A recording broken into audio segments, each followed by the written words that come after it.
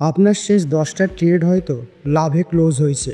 ছোট ছোট সবুজ ক্যান্ডেলগুলো আপনার পোর্টফোলিওকে ভরিয়ে তুলেছে। আপনার মনে হচ্ছে আপনি মার্কেটের পাস ধরে ফেলেছেন। টেকনিক্যাল অ্যানালাইসিস আপনার কাছে এখন খোলা বইয়ের মতো। আপনি হয়তো ভাবছেন, এটাই তো সেই সিস্টেম, আমি কোডটা ব্রেক করে ফেলেছি। এই আত্মবিশ্বাস নিয়ে আপনি আপনার পরের ট্রেডে ঢুকলেন, কিন্তু এবার আপনি একটু বেশি সাহসী। আপনি আপনার পজিশন সাইজকে দ্বিগুণ করে দিলেন। স্টপ লস ওটা তো নতুনদের জন্য। আপনার অ্যানালাইসিস তো ভুল হতেই পারে না। এরপর আপনি স্ক্রিনের দিকে তাকিয়ে আছেন। মার্কেট আপনার দিকে যাচ্ছে না। সবুজ ক্যান্ডেলটা লাল হতে শুরু করেছে, প্রথমে ছোট, তারপর আরও বড়। আপনার হার্টবিট বাড়ছে। আপনি ভাবছেন এটা শুধু একটা ছোট কারেকশন, এখনই রিভার্স করবে। কিন্তু মার্কেট রিভার্স করে না। সেই একটা ট্রেড, মাত্র একটা ট্রেড, আপনার আগে 10টা ট্রেডের লাভ তো খেয়ে নেয়। আপনার মূল ক্যাপিটালের একটা বড় অংশকেও ধসিয়ে দিয়ে যায়। স্ক্রিনের দিকে তাকিয়ে আপনার মনে হয়, কিভাবে এটা সম্ভব? আমি তো সব কিছু ঠিকই করেছিলাম। যদি এই দৃশ্যটা আপনার কাছে একটুও পরিচিত মনে হয়, যদি এই ঠান্ডা ভয়টা আপনি কখনো অনুভব করে থাকেন, তাহলে পরের কয়েকটা মিনিট আপনার ট্রেডিং জীবনের সবচেয়ে গুরুত্বপূর্ণ মিনিট হতে চলেছে। কারণ আজ আমরা কথা বলবো ট্রেডারদের সবচেয়ে বড় এবং সবচেয়ে নীরব শত্রু নিয়ে। এটা কোনো বায়ার মার্কেট নয়, কোনো অপ্রত্যাশিত নিউজ নয়। এই শত্রুটা আপনার ব্রোকারের প্ল্যাটফর্মে থাকে না। এই শত্রুটা থাকে আপনার দুই কানের মাঝখানে। এর নাম ওভার কনফিডেন্স বা অতি আত্মবিশ্বাস। আমরা অনেকেই ভাবি ট্রেডিংয়ে সফল হতে গেলে আত্মবিশ্বাস দরকার। কথাটা সত্যি, কিন্তু আত্মবিশ্বাস আর অতিবিশ্বাসের মধ্যে যে সূক্ষ্ম রেখাটা আছে, সেই রেখাটাই একটা লাভজনক ট্রেডার আর একটা দেউলিয়া ট্রেডারের মধ্যে পার্থক্য করে দেয়। আত্মবিশ্বাস হলো আপনার টেস্ট করা ট্রেডিং সিস্টেমের উপর ভরসা।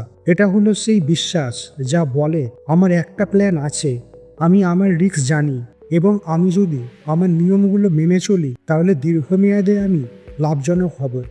আর অতি আত্মবিশ্বাস হলো এই বিশ্বাস যে আমার কোনো সিস্টেমেরই দরকার নেই, কারণ আমি নিজেই তো সিস্টেম, মার্কেট আমার কথা শুনবে। আত্মবিশ্বাস আপনাকে নিয়ম মানতে শেখায়, আর অতি আত্মবিশ্বাস আপনাকে নিয়ম ভাঙতে উস্কানি দেয়। আজকের এই আলোচনায় আমরা গভীরে ডুব দিয়ে দেখব কেন এই অতি আত্মবিশ্বাসের জন্ম হয়। বিশেষ করে ট্রেডিংয়ের মতো একটা অনিশ্চয়তার খেলায় আমরা কীভাবে নিজেদের অজেয় ভাবতে শুরু করি, এবং সবচেয়ে গুরুত্বপূর্ণ, কোন কোন অস্ত্র ব্যবহার করে আপনি এই মানসিক ফাঁদ থেকে নিজেকে বাঁচাবেন এবং একজন ধারাবাহিক ও লাভজনক ট্রেডার হয়ে উঠবেন। আমার সাথে থাকুন, কারণ এই আলোচনা আপনার ইন্ডিকেটর বা চার্ট দেখার দৃষ্টিভঙ্গি নয়, আপনার নিজেকে দেখার দৃষ্টিভঙ্গি বদলে দেবে। ট্রেডিং জগতে একটা কথা প্রচলিত আছে, মার্কেট হলো সবচেয়ে বড় শিক্ষক। আর এই মার্কেটের সবচেয়ে কঠিন শিক্ষাটা হলো বিনয়। যখনই আমরা ভাবতে শুরু করি যে আমরা মার্কেটের চেয়ে বেশি জানি, মার্কেট তখনই আমাদের বাস্তবতার মাটিতে আছড়ে ফেলে। এই ভাবনার জন্মই হয় ওভার কনফিডেন্স থেকে। এর পিছনে কিছু নির্দিষ্ট মনস্তাত্ত্বিক কারণ আছে। প্রথম এবং সবচেয়ে বড় কারণ হলো একটা উইনিং স্ট্রিক বা পরপর কয়েকটি লাভজনক ট্রেড। ধরুন আপনি একটা নতুন স্ট্র্যাটেজি শিখলেন এবং সেটা ব্যবহার করে টানা 5টা ট্রেডে লাভ করলেন।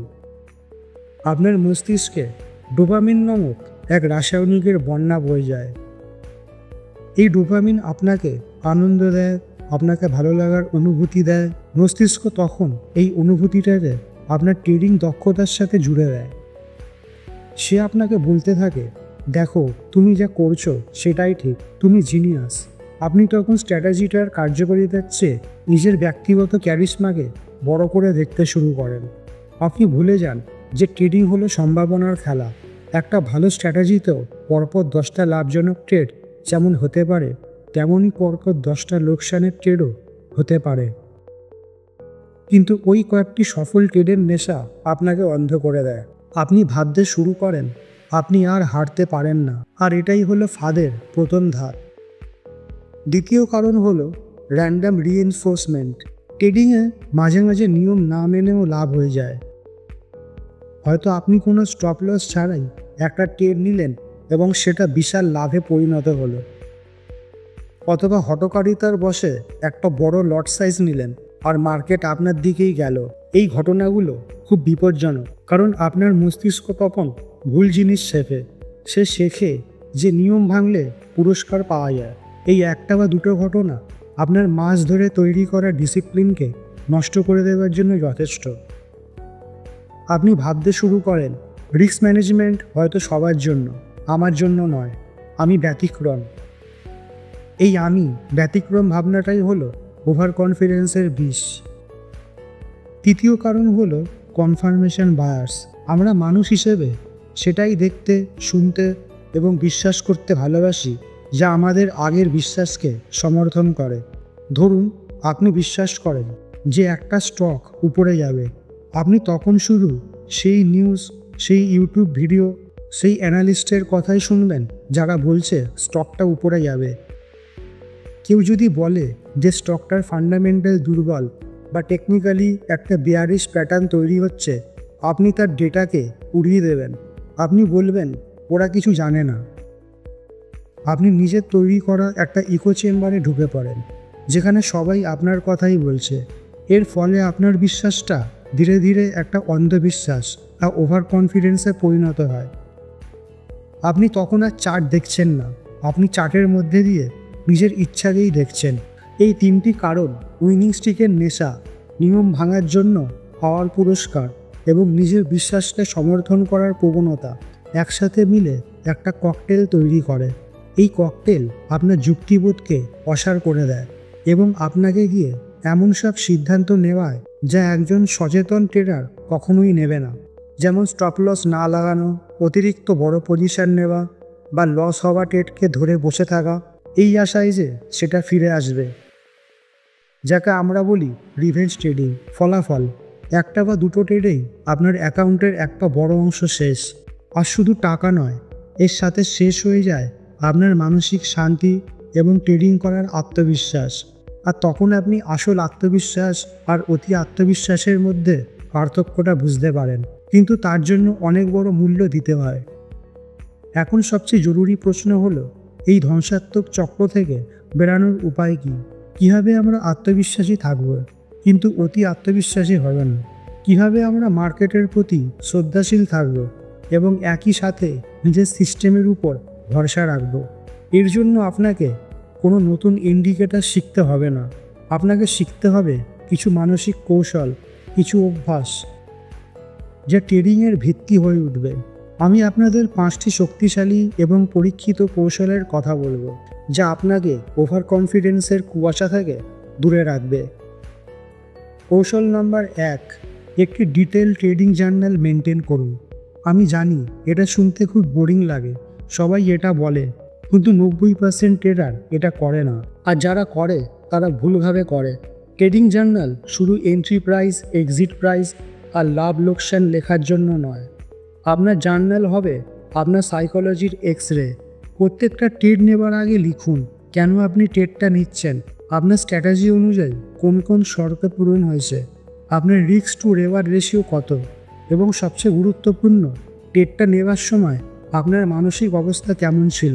আপনি কি উত্তেজিত ছিলেন, ভয় পাচ্ছিলেন, নাকি শান্ত এবং নিশ্চিন্ত ছিলেন? ট্রেড ক্লোজ হওয়ার পরেও লিখুন, যদি লাভ হয় কেন হলো, যদি লোকসান হয় কেন হলো। আপনি কি আপনার প্ল্যান অনুযায়ী চলছেন নাকি আবেগের বশে কোনো সিদ্ধান্ত নিয়েছেন? সপ্তাহের শেষে এই জার্নালটা রিভিউ করুন। আপনি একটা প্যাটার্ন দেখতে পাবেন। আপনি দেখবেন যখনই আপনি অতি উত্তেজিত হয়ে ট্রেড নিয়েছেন তখনই লোকসান হয়েছে।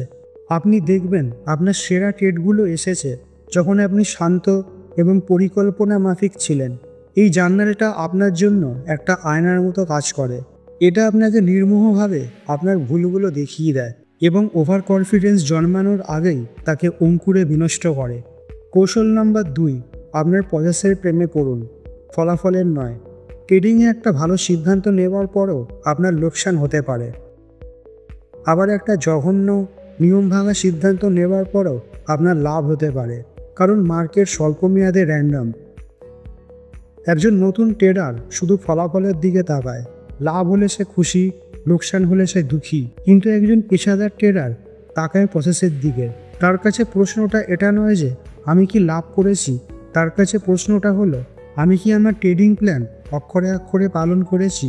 যদি আপনি আপনার প্ল্যান 100% মেনে একটা ট্রেড নেন এবং তাতে আপনার স্টপ লস হিট হয়, ওটা একটা ভালো ট্রেড, কারণ আপনি আপনার ডিসিপ্লিন ছিলেন। আর যদি আপনি কোনো প্ল্যান ছাড়া আবেগের বশে একটা ট্রেড নিয়ে বিশাল লাভ করেন, ওটা একটা খারাপ ট্রেড, কারণ এটা আপনার মধ্যে খারাপ অভ্যাস তৈরি করেছে, যা দীর্ঘমেয়াদে আপনার অ্যাকাউন্ট ধ্বংস করবে।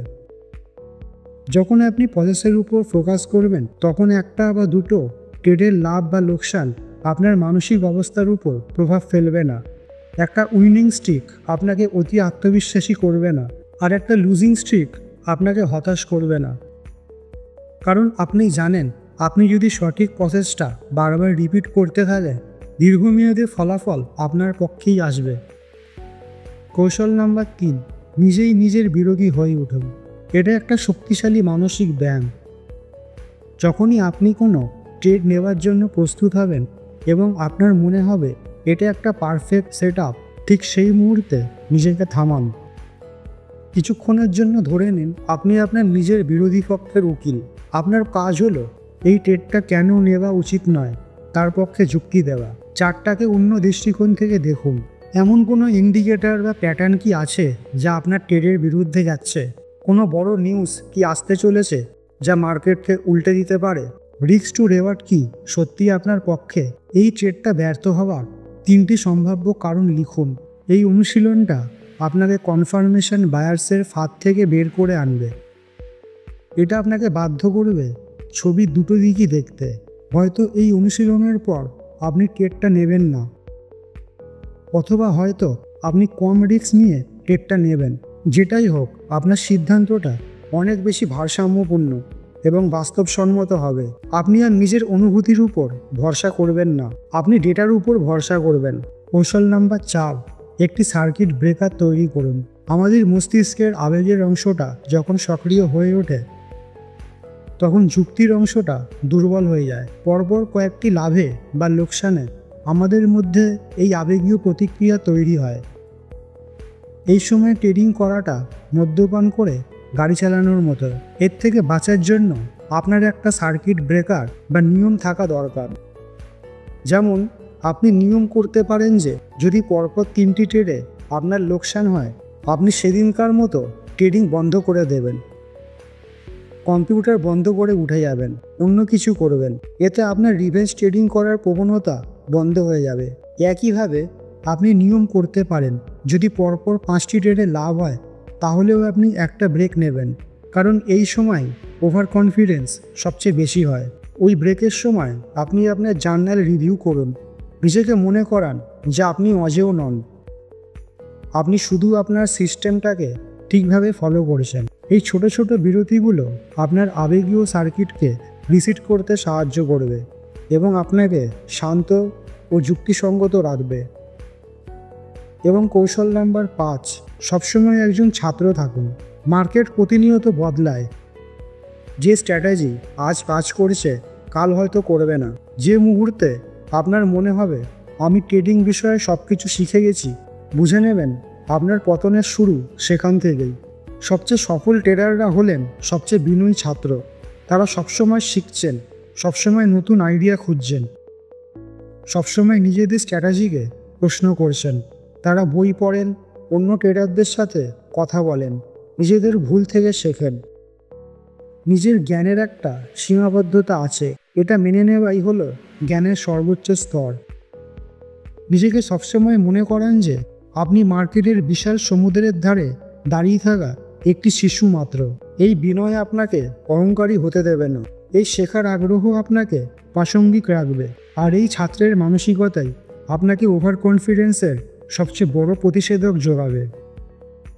আমরা আলোচনার শেষ পর্যায়ে চলে এসেছি।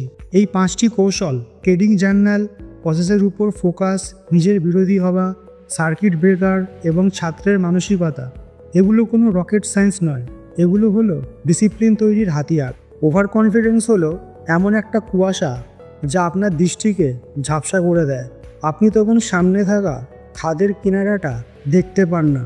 আর আত্মবিশ্বাস হলো একটা পরিষ্কার কাচের মতো, যা আপনাকে রাস্তাটা স্পষ্টভাবে দেখতে সাহায্য করে, এমনকি যদি সেই রাস্তায় কিছু গর্তও থাকে। একজন ট্রেডার হিসেবে আপনার আসল যুদ্ধটা চার্টের সাথে নয়, আপনার নিজের মনের সাথে। আপনার লোভ, আপনার ভয়, আপনার অহংকার, এরাই আপনার আসল প্রতিপক্ষ। আপনি যদি এদেরকে নিয়ন্ত্রণ করতে পারেন, তাহলে চার্টের ক্যান্ডেল স্টিকগুলোকেও নিয়ন্ত্রণ করা অনেক সহজ হয়ে যাবে। তাই পরের বার যখন আপনার উইনিং স্টিক চলবে, যখন আপনার নিজেকে মার্কেটের রাজা বলে মনে হবে, তখন এক মুহূর্তের জন্য থামবেন, এই আলোচনাটার কথা মনে করবেন, নিজের জার্নালটা খুলবেন, নিজেকে প্রশ্ন করবেন, আমি কি আত্মবিশ্বাসী নাকি আমি অন্ধ হয়ে গেছি? এই একটা প্রশ্নই হয়তো আপনার ট্রেডিং অ্যাকাউন্টকে ধ্বংসের হাত থেকে বাঁচিয়ে দেবে। মনে রাখবেন, ট্রেডিং কোনো স্প্রিন্ট নয়, এটা একটা ম্যারাথন। আর এই ম্যারাথনে টিকে থাকতে হলে গতির চেয়েও বেশি জরুরি হলো ধৈর্য, বিনয় এবং ডিসিপ্লিন। ট্রেড ওয়েল এবং ট্রেড সেফ।